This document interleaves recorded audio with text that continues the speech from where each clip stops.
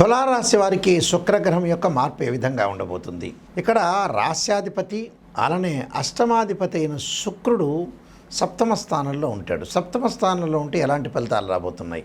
సప్తమ స్థానంలో ఉంటే వివాహాది శుభ కార్యక్రమాల్లో కొన్ని ఆటంకాలు జరగటం, దగ్గరకు వచ్చినట్టు వచ్చి సంబంధాలు వెనక్కి వెళ్ళిపోవటం, బంధుమిత్రులతో విరోధ భావాలు కలగటం, ఒకటి భార్యాభర్తల మధ్యలో విభేదాలు వచ్చే అవకాశాలు ఎక్కువ ఉంటాయి.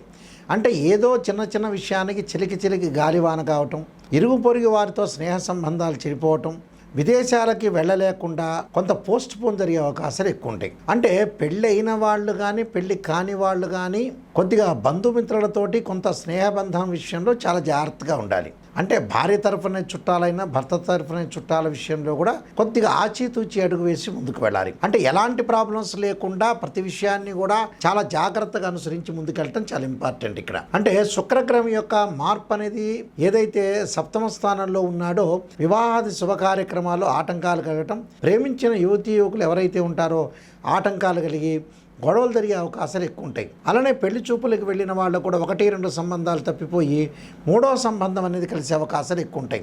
అలానే విదేశాల్లో పెట్టుబడులు పెట్టిన వాళ్ళకు కూడా నష్టపరిచే అవకాశాలు ఎక్కువ ఉంటాయి.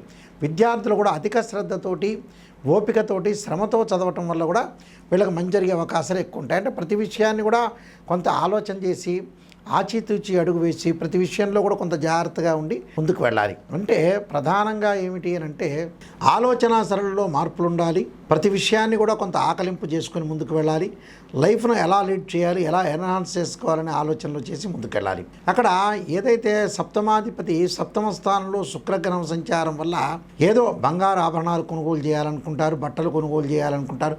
ప్రతి పనిలో కూడా కొంత ఆలస్యమయ్యి వాయిదాలు పడే అవకాశాలు ఎక్కువ ఉంటాయి. అంటే ఆ వాయిదా పడకుండా చూసుకోవటం కూడా ఇంపార్టెంట్. ప్రతి దానిలో కూడా కొంత వాయిదా పడటం వల్ల కూడా కొన్ని ఇబ్బందులకరమైన వాతావరణం రాకుండా చూసుకోవాలి. దీనివల్ల కొన్ని మార్పులు జరుగుతుంటాయి. అంటే గృహయోగం కొనాలనుకుంటారు, కొనలేకపోతారు. అలా ఆర్థిక పరంగా లాభాలు కావాలనుకుంటారు, లాభపడలేకపోతారు. ఉద్యోగంలో కూడా కొన్ని సమస్యలు వచ్చే అవకాశాలు ఎక్కువ ఉంటాయి.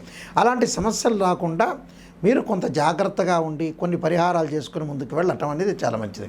ఆ పరిహారంలో తప్పకుండా దత్తాత్రేయ స్వామి యొక్క కవచాన్ని, దత్తపాలనాన్ని చదువుకోవాలి. అలానే సూర్యుడిని శుక్రుడిని ఆరాధన చేయటం వల్ల కూడా వీళ్ళకి మంచి జరిగే అవకాశాలు ఎక్కువ ఉంటాయి.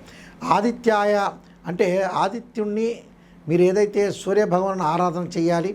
ఆదిత్యాయ సోమాయ మంగళాయ చ బుధాయ చ గురు శుక్ర శనిభ్యచ్చ రాహవే కేతువే నమః అనే మంత్రాన్ని చదువుకొని నవగ్రహాల యొక్క ప్రదర్శన చేయటం వల్ల కూడా మీకు మంచి సుఫలితాలు జరిగే అవకాశాలు ఖచ్చితంగా ఉంటాయి.